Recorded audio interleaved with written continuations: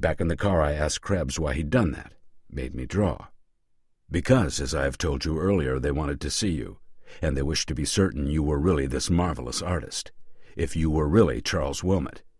They wouldn't take your word for it? No. These are men who survive by being sure. Suppose I had brought along an impostor. Why would you have done that, for God's sake?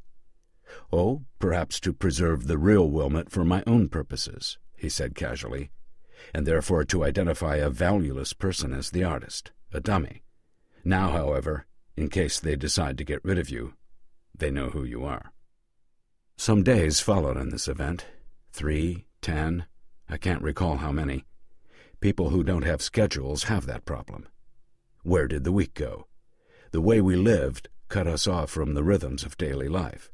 Plus, in my particular case, my time sense has been ripped out of my brain, trampled on the ground, and stuck back in my skull upside down and crossways.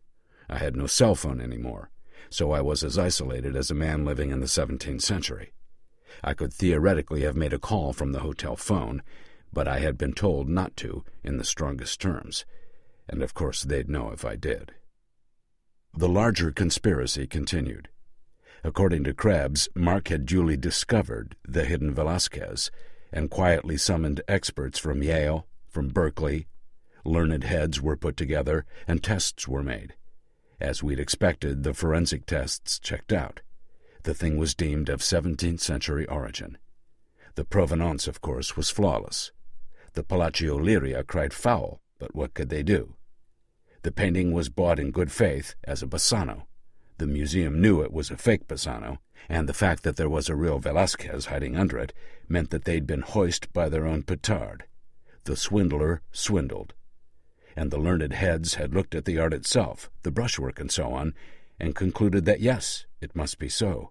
This was Velázquez indeed. Hooray! There were objectors, of course. There always are, but mainly because they couldn't swallow the subject. The dour Don Diego could not have painted so naughty a picture. Such people, we understood, would be looking for any hint of scandal, any hint of forgery, and so now was the most vulnerable hour, both for Venus and for me. Krebs seemed to want to preserve my life, for reasons of his own, and I was more than willing to play along with that, although I was kind of curious why. One morning Franco and I set out for the Prado. Nice day, spring in Madrid, not too hot, flowers blooming in the boulevard planters, pleasant scents abroad in the air from the botanical garden nearby. Stood for a couple of minutes in contemplation by the big blackened bronze statue of my guy that sits in front of the museum. Wanted him to get down off his chair, fling his arm over my shoulder, and give me some fatherly advice.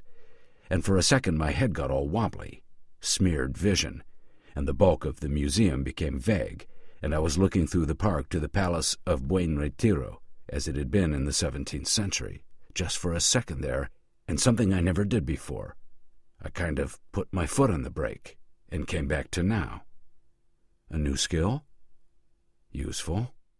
I avoided Velázquez's paintings that day, and spent my time on the top floor with the Goyas. Okay, here's a guy came up the hard way. Hustling commission from crappy little convents and provincial churches, spent years doing cartoons for a tapestry workshop, comes to Madrid, gets named painter to the king, studies Velázquez, figures, oh, this is perfection, the perfect realization of a Baroque world still intact, honor, glory, nobility, all that, and so he says, screw it, he's going to paint the shattered world we see in dreams, and also the world in his time, the bleeding subject of the nightmares brought forth by the dreams of reason. Here's his portrait of the royal family, the polar opposite of Las Meninas. Silly marionettes in a glass case, no air, their feet barely touch the ground, and his majas, their dolls. No one ever painted a nude so badly. The arms are wrong, the tits are insane, the head skewed on the neck. And yet this doll, made up of spare parts, has an incredible erotic authority. The pubic hair helps, the first real crotch in the history of European art. A mystery, but it works. Franco, discreetly accompanying me, stared long at this one. It's his favorite, obviously, and why not? What was I thinking here? Death and madness. My Goyesque period. Utter loneliness. About Lottie. She'd save me if she could. If I let her. The realest thing I know, her and the kids. And also about my dad. Always when I think about Goya, about what he could have been, how he saw the war, why he didn't harness that rage and bitterness into art. An exact contemporary of Francis Bacon. That's who he should have been. Instead, he decided to be almost as famous as Norman Rockwell. And there I was in front of Goya's Cronus eating one of his sons. The mad glare, bulging eyeballs, as he bites his victim's head off. Nothing else like it in art. The putrid yellow flesh of the Titan in a light cast from hell. And then a moment of disembodiment, and I'm gone. Out of the Prado and back to my father's studio, age 10 or so. I'm not supposed to be back in the racks where he keeps all his old stuff, but I'm at the curious age. I want to know who is this Titan controlling my world. Smell of paper and canvas and glue. Top note of his cigars and terps from the studio on the other side of the closed door. On tiptoe I reach and pull down a set of sketchbooks tied with twine. They're exciting, secret. They have a history. Beat up. The covers scored and dirty. One's been in the water, rippled and stained. I open the twine, and there's his war. Okinawa, planes, ships, tanks. All the beautiful death machines. Faces of young Marines caught in unmanly terror. Landscapes with shell craters. Dressing stations lit by battle lanterns. The masked surgeons looking like figures from Bosch as they probe the ruined youths.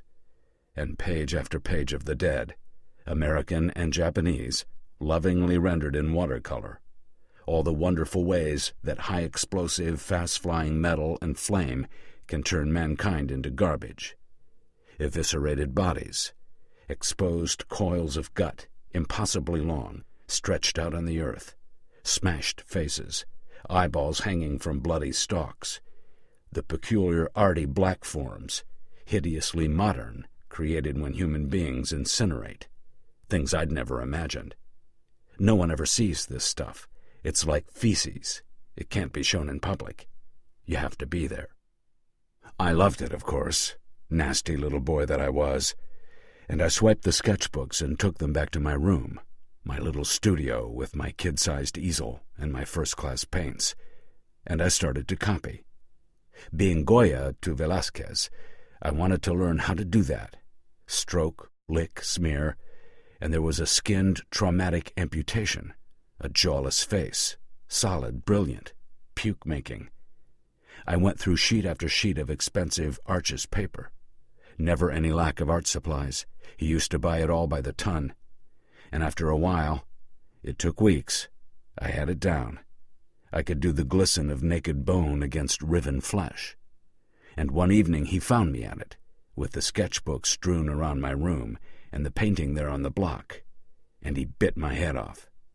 It wasn't just the usual keep your hands off my things. He was enraged, insane, way more than he would have been if I tried to copy one of his post covers or a corporate portrait.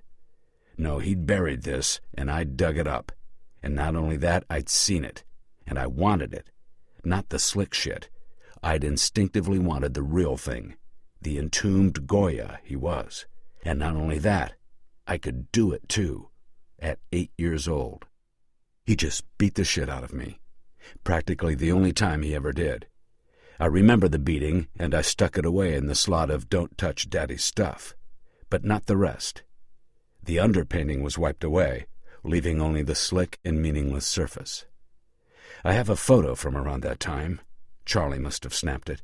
I'm on the floor of our sunroom with my sketchbook drawing, and he's in a wicker easy chair with a drink in his hand, and he's looking at me, and he's got the strangest expression on his face. Not paternal pride at all, but doubt and fear. And I just figured that out, there in the Prado. I always thought, hey, he was a son of a bitch in a lot of ways, and a shit to my mother, but at least he encouraged me as an artist. He was proud of my talent. But now I saw that wasn't true. The opposite was true. All those drawing lessons, painting lessons, now I can really recall them, because I was 10-year-old me just a few minutes ago, and I know what he did. The subtle warping, the criticism. He wanted me to be just like him, a locked box, a successful mediocrity.